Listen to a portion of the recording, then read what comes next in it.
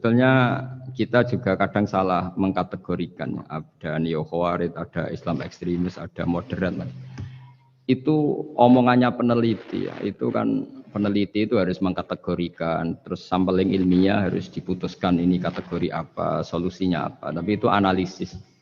Sebetulnya masalah itu tidak sesulit itu ya. Kalau Allah menghendaki gampang saja. Misalnya Anda berpikir neo khawarij, kemudian anak Anda sakit, yang ditegir nyuwun sewu harus hutang tetangga, kebetulan yang ngutangin itu orang Islam moderat. Ini yang sering lupa, para analis itu, saya ulang lagi, para analis itu, mbok ya ngregani pangeran. Saya itu sering ketemu para analis. Sering saya ingatkan, mbok ya kamu itu ngregani Allah.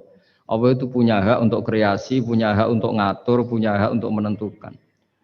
Kita misalnya begini, kadang berpikir, orang neo khawarij tadi itu bisa enggak ekstrim kalau bacanya buku ini atau ngikuti pikirannya tokoh ini, itu kita. Tapi kalau Allah itu enggak.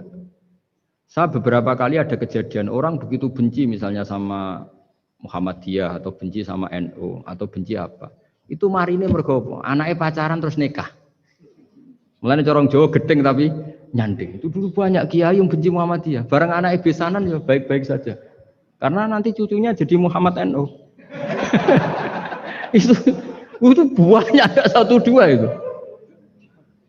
Sama nanti orang yang kuras gitu ternyata pas butuh bantuan yang nolong itu Islam moderat. Akhirnya kan karena Al-Insan Abdul Ihsan itu ya respect. Jadi, nah tapi kita sebagai analis ngiranya kalau pikiran itu dilawan pikiran, tidak mesti juga. Jadi manusia itu segampang itu. Dulu yang namanya Abi Sufyan itu bencinya sama Nabi, Masya Allah juga sebaliknya. Tapi ketika Ummi Habibah jadi istrinya Nabi, itu kebencian yang penggemar Abi Sufyan dan Nabi cair. Begitu juga Juwairiyah. Makanya ketika ada konflik besar antara kelompok-kelompok itu, karena mereka sebagian sudah jadi istrinya Nabi itu, mereka bilang Azharu Rasulullah SAW. Jadi konflik yang se-ekstrem itu selesainya pakai besanan. Azhar itu besanan. Mau tukaran gimana? Mau benci Muhammadiyah gimana? Cucunya sekarang sudah Muhammad NU. Yang NU juga cucunya sekarang. Ya sudah. Akhirnya ya baik-baik saja. Jadi tidak udah ada solusinya. Kalau Allah sudah menghendaki nanti gampang saja. Sama jangan tanya. Lah kapan itu Gus? Yang saya ada Tuhan kamu tanya ya, tanya sama Allah. Jawabannya wallahu a'lam. Tapi saya mohon para analis ya, jangan corong Jawa ojo ngilani pangeran. Tuhan itu diberi hak untuk menyelesaikan karena banyak yang di luar dugaan. Wahsy itu menjadi mukmin justru setelah membunuh Hamzah. Khalid bin Walid menjadi mukmin justru setelah menang di perang Uhud. Tapi kalau Allah menghendaki segampang itu. Yaitu ketika Khalid bin Walid menang di perang Uhud karena sahabat melanggar perintah Nabi harus tetap di atas gunung sementara mereka melanggar turun ke gunung. Itu Khalid bin Walid itu, wah Muhammad itu luar biasa. Anak buahnya melanggar saja dikasih sanksi, apalagi kita. Ini berarti orang yang sangat diperhatikan oleh Tuhannya. Terus dia cara berpikir begitu. Akhirnya masuk Islam. Banyak orang masuk Islam itu malah pas menyembah Tuhannya, Tuhan berhala. Itu ada orang Arab, zaman Arab dulu. Pas mau nyembah berhalanya, pas ada luwak kencing di kepala berhala itu. Terus dia, aduh punya Tuhan kok gak keren, gimana? Terus masuk Islam. Jadi dia dapat hidayat pas keliru. Kalau dalam cerita kewalian ya Sunan Kalijogo itu, dia jadi muridnya Sunan Bonang. Kenalan pertama karena begal Sunan Bonang. Pas begal malah jadi murid. Jadi kalau Allah itu punya sekian cara. Kadang kiai itu gak bisa mengislamkan orang, tapi banyak mahasiswa punya pacar non muslim itu yang islamkan pacarnya. Ribet kan kalau sudah mau apa coba itu memang. Ya sudah Allah itu diberi hak untuk tetap Allah sebagai Tuhan itu tidak usah. Mbah Mun itu diantara yang sering dikatakan beliau itu dulu saya juga agak protes dengan tanda kutip, tapi beliau ngendikan ya saya sami'na wa ata'na. Kata beliau gini, hak sok itu sing gawa agama nang Indonesia itu pegawai negeri. Yang bawa agama kemana-mana itu pegawai negeri. Saya sempat protes. Lah santri bah, mau santri karuan mau santri. Tapi setelah saya jadi kiai, ya bebas. Setelah saya jadi kiai ini kan sudah jadi kiai betul, sudah jadi kiai betul. Tanpa SK kan kiai. Kalau komisaris pakai SK, kalau kiai itu nggak usah SK.